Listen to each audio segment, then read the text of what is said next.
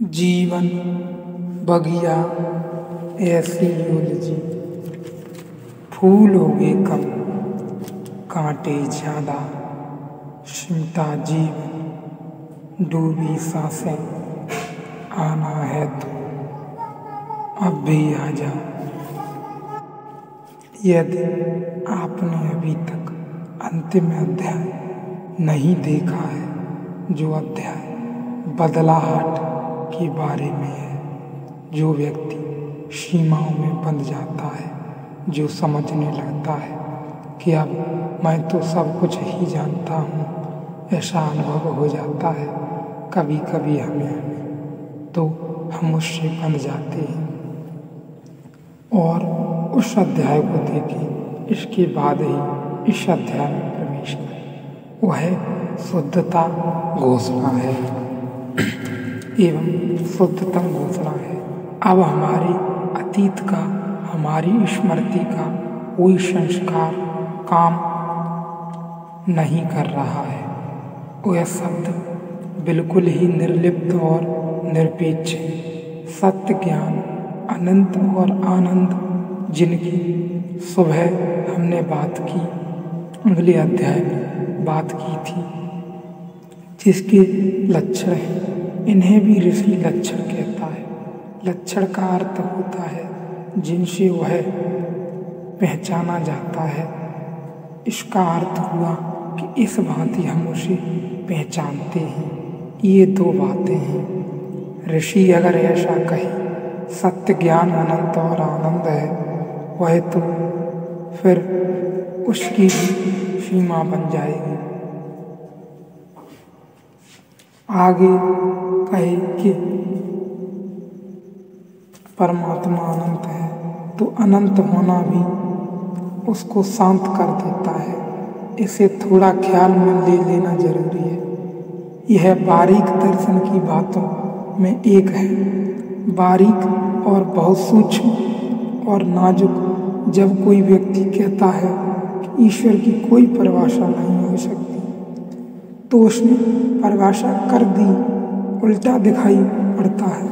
यह वक्तव्य नहीं है, क्योंकि जितना तो तुमने कह ही दिया कि उसकी परिभाषा नहीं हो सकती, इतनी परिभाषा तो तुमने स्वीकार कर ली। अपरिभाष्य है ऐसा भी कहना तो एक परिभाषा हो गई, उसकी कोई परिभाषा न होना और यह बात कहना भी एक परिभाषा हो गई। तुमने कुछ कह दिया तो दिया ही और कम नहीं कहा। अगर यही सही है तो परिभाषा भी पूरी हो गई। अगर सत्य है कि परिभाषा नहीं हो सकती, तो फिर यह परिभाषा हो गई। और क्या परिभाषा होगी? परिभाषा का मतलब क्या होता है? परिभाषा का मतलब होता है किसी वस्तु के संबंध में कोई सत्य, किसी सत्य का कहा जाना। तो अगर हम इतना भी कहें कि उसकी परिभाषा नहीं हो सकती, तो परिभाषा हो जाती है। यदि हम यह भी कहें कि उसकी, परमात्मा की कोई परिभाषा नहीं, तो भी यह कहने मात्र से ही परिभाषा हो गई। परिभाषा ही परिभाषा हो गई। अगर हम इतना कहें कि सत्य उसका लक्षण है, सत्य उसकी परिभाषा है, तो भी हम उसे बांधते हैं। माना कि सत्य से बांधते हैं, तो भी हम उसे बांधते हैं। यह भी कहना कि वह सत्य है, हमने एक रेखा खींची और हमने कहा कि यह रहा, सत्य और असत्य को बाहर किया, असत्य को काटा और अलग किया और सत्य को बांधा, तो हमने एक सीमा रेखा बनाई। असत्य उसके बाहर है और सत्य उसके भीतर। ऋषि कहता है यह भी ठीक नहीं, क्योंकि अगर असत्य भी है तो उसके भीतर ही होगा, उसके बाहर तो कुछ भी नहीं हो सकता। और ऐसा कहना कि वह सत्य ही है, बहुत सीमा बना देना है। परमात्मा केवल सत्य है, यह तो बहुत ही सीमा बना देना है। इसलिए किन्हीं ने तो कुछ भी उसके बाबत नहीं कहा, सिर्फ इसीलिए कि कुछ भी कहने में भूल हो जाती है और ऐसा कहना कि वह सत्य ही है बहुत सीमा बना देना है। इसलिए किन्हीं ने तो कुछ भी उसके बाबत नहीं कहा, सिर्फ इसीलिए कि कुछ भी कहने में भूल हो जाती है। अगर हमने कहा वह ज्ञान है तो भी हमने खींची रेखा,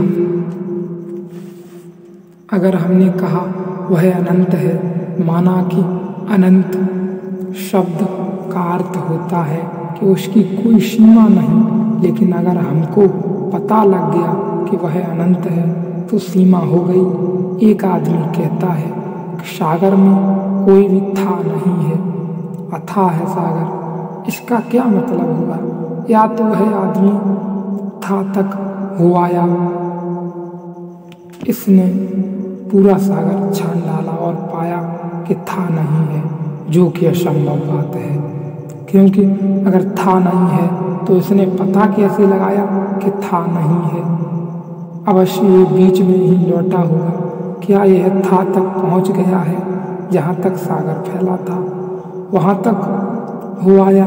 अगर वहाँ तक यह आदमी हो आया तो था है, और अगर अभी यह वहाँ तक नहीं हो पाया तो जहाँ तक हो आया है यह कहता है वहीं तक ठीक कहें कि जहाँ तक मैं गया वहाँ तक था न थी, अथाह न कहे। इसलिए ऋषि कहता है लक्षण का मतलब होता है जहाँ तक मैं गया वहाँ तक मैंने सागर को अथाह पाया। यह मेरा अनुभव है, यह सागर की स्थिति है। कैसे कहूँ हो सकता है 1 इंच आगे ही था वो, जहाँ तक मैं गया वहाँ तक था नहीं थी। इंच भर आगे की था वो, ऐसी क्या संभावना है? और जहाँ तक मैंने खोजा वहाँ तक सीमा न थी। लेकिन यह मैं कैसे कहूँ कि आगे भी सीमा नहीं होगी? जितना मैंने जाना वह ज्ञान था, लेकिन यह मैं कैसे कहूँ कि ज्ञान के अतिरिक्त कुछ आगे न होगा? ज्ञान पर ही मैं सीमा कैसे बना लूँ? कैसे ज्ञान को ही सब कुछ समझ लूँ? कैसे ज्ञान पर रुक जाऊँ?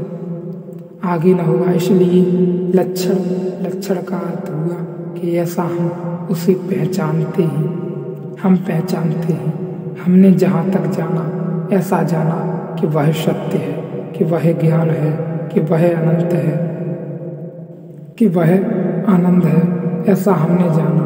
ऋषियों ने सदा ही ध्यान रखा है कि भूल तक जो भी हो वह आदमी पर पड़े पड़े।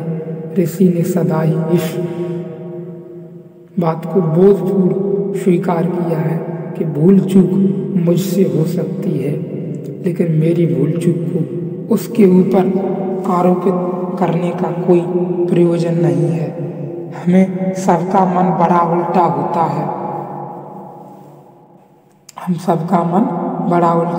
है, हम तत्काल कुछ भी निष्कर्ष निकाल लेते हैं तो दूसरे पर आरोपित करते हैं।